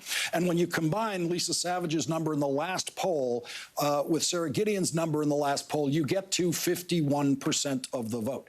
So it might take us a while to get the second choice sorted out on those ballots in Maine if no one crosses the 50% mark at the first count of these votes. And once we get through that, we, of course, will be keeping an eye on other East Coast Senate races. The 2 in Georgia are big. South Carolina is still something we're going to be watching. But the John Hickenlooper win was the necessary first one that all the Democrats expected to pick up. Before I go to Claire McCaskill on this same question, I do believe we've got a call that Brian has. No net change. This was expected. Donald Trump hangs on to the state of South Carolina. 9 electoral votes, back to you and your conversation in the studio. Rachel. Well, speaking of the Senate, the drama in South Carolina was not expected to be that presidential race. It was expected potentially in sort of among Democrats' biggest blue dreams tonight, the idea of potentially knocking off incumbent Republican Senator Lindsey Graham with that Democratic candidate, Jamie Harrison, who has performed so well and attracted so many accolades for the way he's run that campaign in South Carolina, not to mention a lot of dollars. Claire, this Harrison-Graham race we're obviously keeping an eye on. Graham has been ahead in the polls there, and it is red state South Carolina. And NBC News has just called South Carolina for Donald Trump in terms of the presidential race. But what are you watching in terms of these Senate races, in terms of a potential flip for the Democrats, and where Democrats have their best hopes now? Well, I've been talking to people, and it looks like that North Carolina is going to be a real nail-biter. It's going to be very tough as these numbers come in from same-day voting. Cal Cunningham's lead seems to be shrinking, as Steve Kornacki has pointed out. You start out with a big lead with the early vote, and then the same-day voting makes it a little tougher. I do think we're going to start looking towards Iowa to see. There has been polling all over the place in that race. One candidate up 4, the next day the other candidate up 4, all with high-quality polls. So Iowa may end up being that, and a potential runoff in Georgia may actually be the races that will tell the tale about control of the Senate. Wow. It is. I mean, I will point out that there is a little bit of media bias in favor of there being Georgia runoffs being potentially determinative, just because everybody's looking forward to spending Christmas and New Year's in Georgia in our respective recreational vehicles, as we were previously discussing. We will all have them. We will all move to Georgia, and we will all become weird, very close friends. If that has to happen. In Georgia, the presidential race is still playing out tonight. Steve is keeping an eye on the Georgia presidential numbers as they are coming in. How much of the statewide vote do we have right now in Georgia? Yeah, you see about 40% here. Donald Trump's advantage here, 15 points in the statewide tally. That adds up to 325,000 votes. Again, though, we've been talking about these are the counties here. These are the counties that Democrats depend on. They kind of make or break them. You have some vote being reported out here, but here's a way of looking at Georgia right now.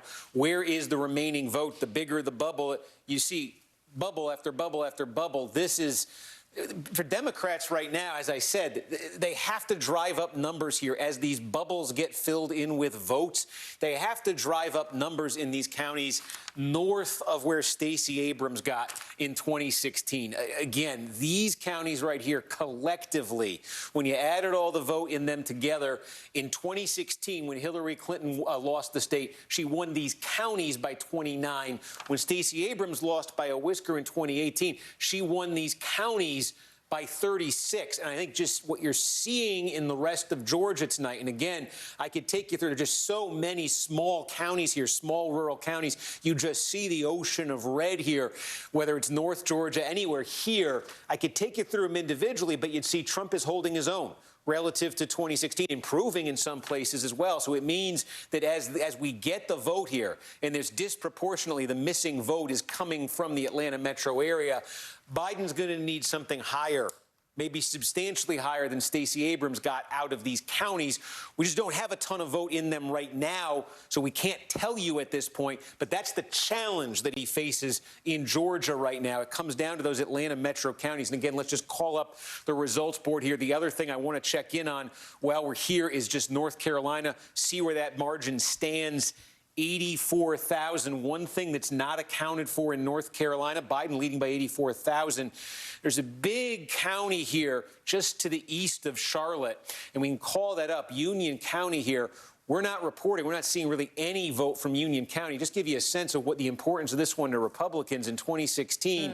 Trump won this by 30,000 votes. So anything on that order right away, when you get the vote from Union, could substantially cut into that. And again, the other thing that Biden's up against here is that even in the blue counties now, in a lot of cases, as the same-day vote is coming in, it's either not as Biden, as pro-Biden, as that early vote was, or in some cases, Trump perhaps winning the same-day vote even as he loses the county. So the votes that come in, and there you go, down to 84,000 here. So again, the votes continue. The margin there continues to shrink. There are some opportunities here for Biden to still add some votes, certainly Raleigh, Durham, that area. So let's see. It's a close one in North Carolina, but Biden's going to need to get a lot of votes out of those remaining Democratic areas. Steve, this is a little bit of me going out on a limb, but would you mind looking at Wisconsin presidential to see if we've got any Wisconsin vote in yet? Let's take a look up in Wisconsin. We do. We have a little bit here, and I'm just seeing, the state capitol, this is the capital of Wisconsin. This is the capital of Democratic politics in Wisconsin. You see Biden with what's been reported here so far, not surprisingly ahead. Again, this is what you would expect, 71-23 Hillary Clinton. This is a key one here, Brown County, Green Bay. Again, just a few votes in here. You can't really tell anything from this, but this was a place that Donald Trump did very well in 2016. Mitt Romney, it was basically almost a tie between Romney and Obama. This is one of those counties where Green Bay is, where Donald Trump surged, got a double-digit margin in 2016. Again, very, very few votes in there right now. And we're just seeing Milwaukee. I'm just going to see if we have Milwaukee County, if we have much. Again, very little. We'll go out to Waukesha out here. Again, Waukesha is a lot like, and again, 35%. Let's see what's left here.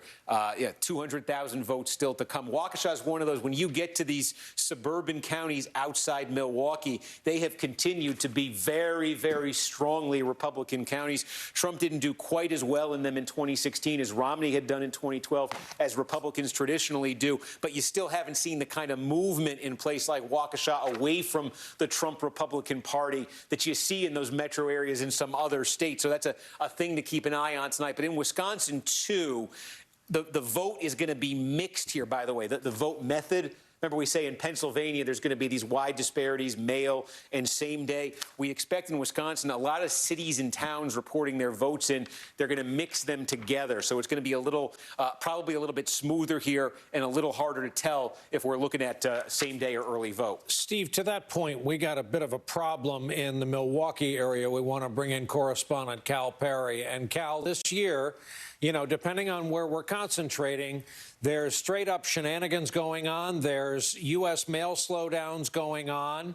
There's voter suppression going on. And what you have to report on is a slow count, apparently, tonight, correct? Yes, and election officials want to make it clear that does not mean that anything is wrong here. They had planned for this. Here in Milwaukee County, they separate out the early voting. They separate out those votes and they count them on their own. And we're now told by election officials we should not expect complete results until 5 a.m. local time here. That is 6 a.m. Eastern. Another thing to keep in mind here, there was a tremendously bad primary here in April that the Democratic Party is telling us that they learned from. They went from 5 polling locations in Milwaukee to over 170, which is why they tell us no news is good news. That is the reason that there were no lines. The state party telling us they put together a campaign for 2020 based on a pandemic. They told us on the phone that the Trump campaign is still running a ground operation like the one that Obama ran. So they think they have a major advantage here. Also, just want to throw in, I think the other thing that we saw here in Milwaukee that played out smoothly is because of the thousands of election volunteers who came out in a pandemic, made sure that people were socially distanced and that they got in and out of these polling centers quickly. It was very impressive out here, guys. Yeah, here. Good to hear that, because you can go several minutes of our coverage and manage to forget that we're carrying off this election in the middle of an uncontrolled pandemic. After all, that would account for the record-breaking early vote. We have so many important battleground states still outstanding. We have yet another list of closings coming up within 20 minutes. We're going to take a break. Our live Decision 2020 coverage continues right after this.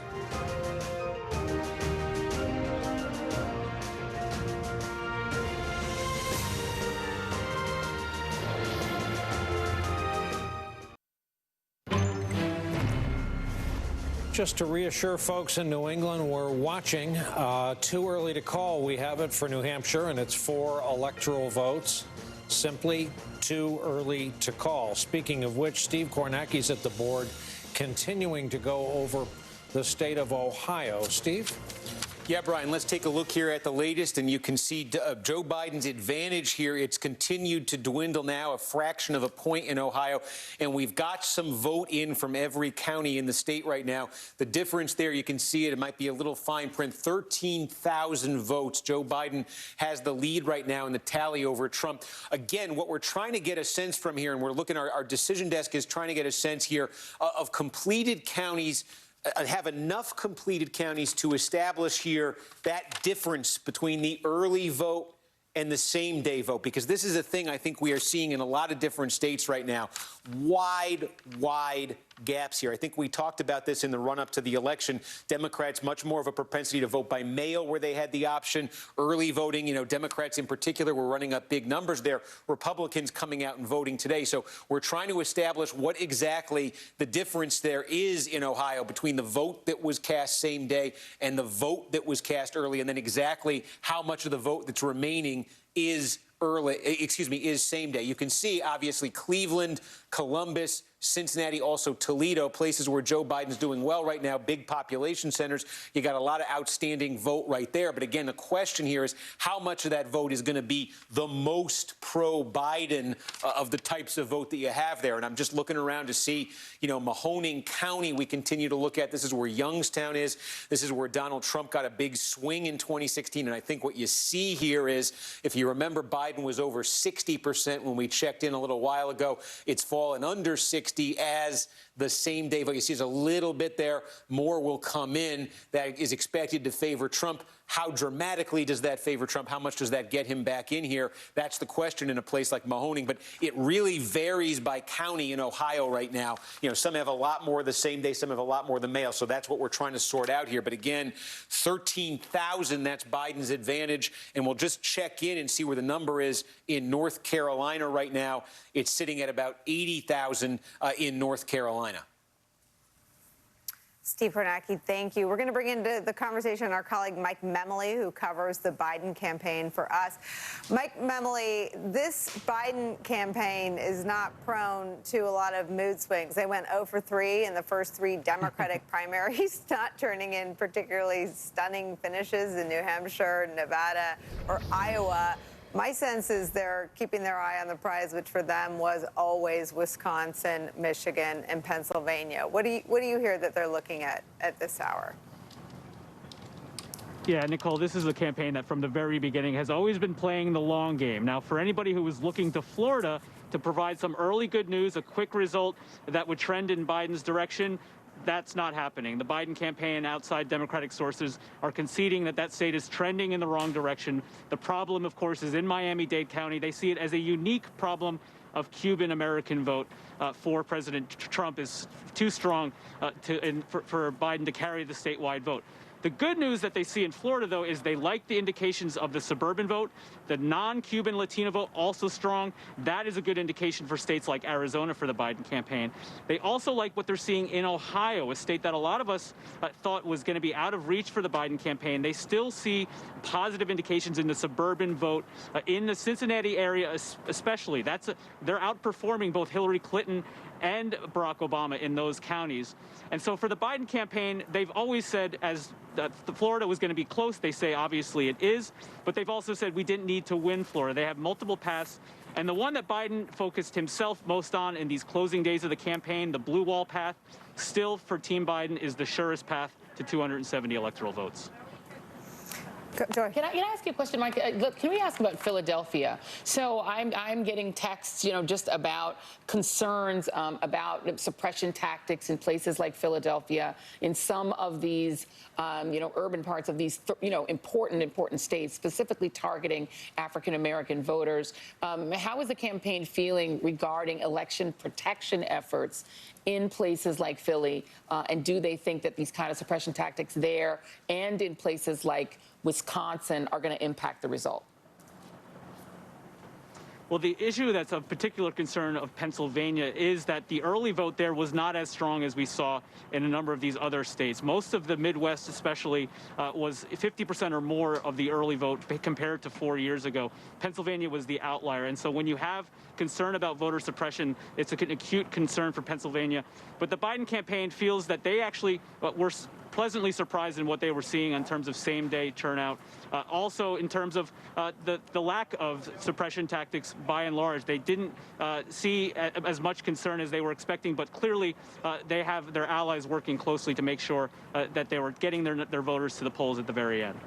Okay. Mike Memoli, thank you for being with us. We will be back with you as we continue to watch the results roll in from swing states around the country. At this point, again, what we have seen thus far is no change from 2016. Democrats haven't taken any states that Republicans took. Republicans haven't taken any states that Democrats took. The only change would be one flip in the United States Senate, where a Republican Senate seat held now by Cory Gardner will go to Democrat John Hickenlooper instead. That Senate flip is the one change we have seen since 2016. Other than that, we're looking at static results from the last 4 years, which just feels remarkable given what has happened over the last 4 years. Let's bring into the conversation now Robert Gibbs, Obama administration and Obama campaign veteran. Robert, what are you seeing tonight? What do you think is important? Well, look, I think some of the numbers that you're seeing out of Ohio are a bit of a surprise. And I think if you're the Biden campaign, you like how that bodes for a lot of those upper Midwestern states. Suburban strength there could mean good news in places in Pennsylvania as well as Michigan. And if you think about it, the Clinton campaign lost Ohio by 8 points, but only lost Michigan and Pennsylvania by much, much, much smaller margins. So if this campaign in those states are moving 6, 7, and 8 points, even if Biden doesn't win a place like Ohio, it may bode really well for those other upper Midwestern states. And I think, across this Sun Belt, it's going to be really interesting to look at Arizona. That could be the first place we see something switch. And it's all going to be focused on Maricopa County, the county that Phoenix is in. Democrats haven't won that for a really long time. But if you win that county, you're almost certain to win the statewide race there. So I think that's going to be a big thing for people to watch. Yeah, Arizona is interesting because Arizona has had some weird stuff, right? Trump won in 2016 by about 3 points. In 2018, we had some weird stuff in Arizona where it took like 6 days to find out the winner of that Senate race.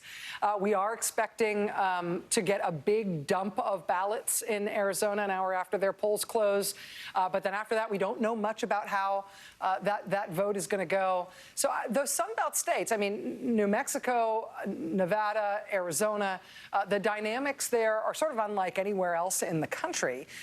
If Biden is able to get close but not pull something out in Texas, do we still think about Texas as being its own country electorally, that it can't be compared to anything? Or do we start seeing it as contiguous to those other southwestern states?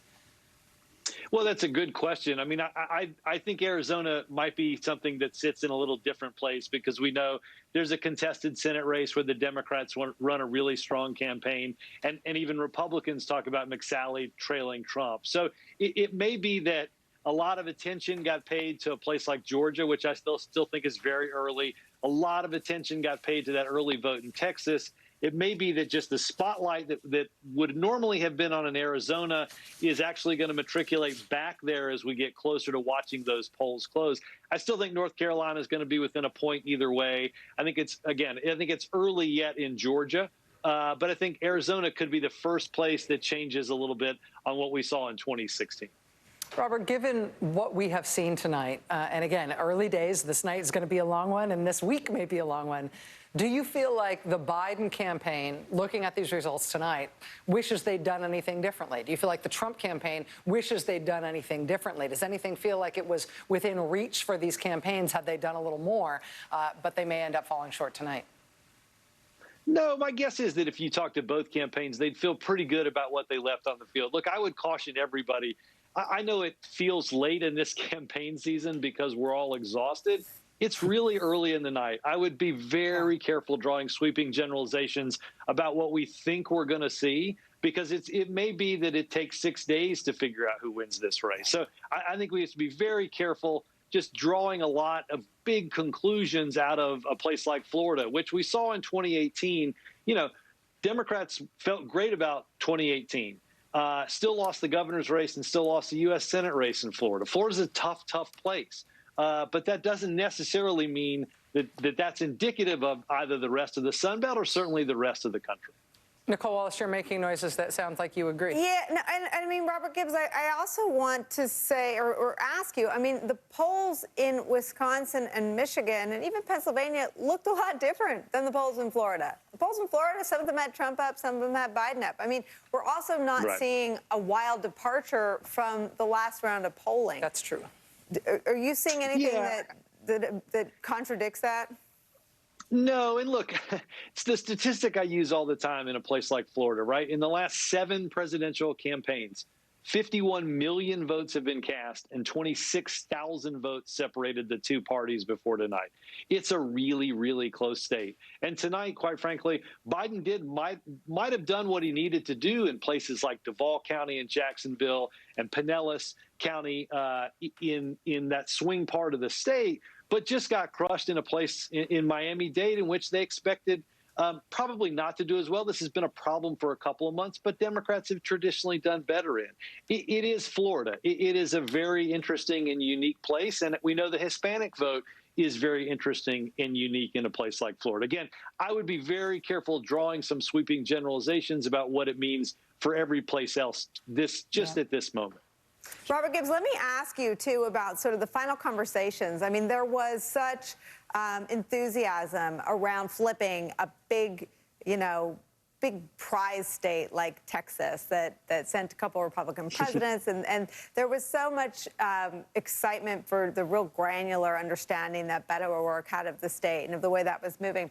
But do you think some of that may have given the expectations game? And again, I don't think the Biden campaign is guilty of any of this, but just some of the conversationalizing around this final week pulled away from, which I think was always their path to 270, those 3 states, Wisconsin, Michigan, and Pennsylvania.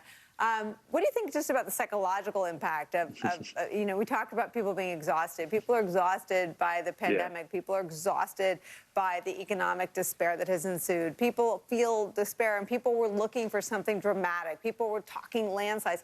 I mean, you don't need a landslide to win. You need to get to 270.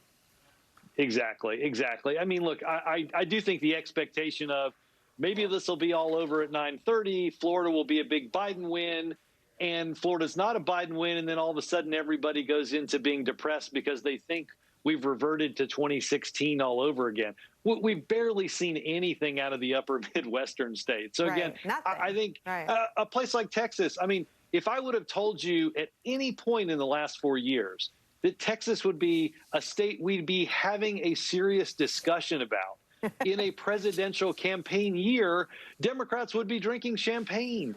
And maybe now they're not, because we may lose that state by 2 points. Again, I think you're absolutely right. The expectation of, or maybe the hope of, this early knockout has made everybody feel like, oh gosh, maybe things are really, really gone awry. And I just, again, it's at this point 4 years ago, I hadn't even gotten the tequila out. So it's early. No, but I think that's so important, Robert Gibbs. I mean, because I think if you look at social media and you look at sort of the conversation, and again, I don't want to lump the Biden campaign into this because they are not guilty of that. They have always sort of been the tortoise in this, not the hare, putting one foot in front of the other. But I just think that's an important note.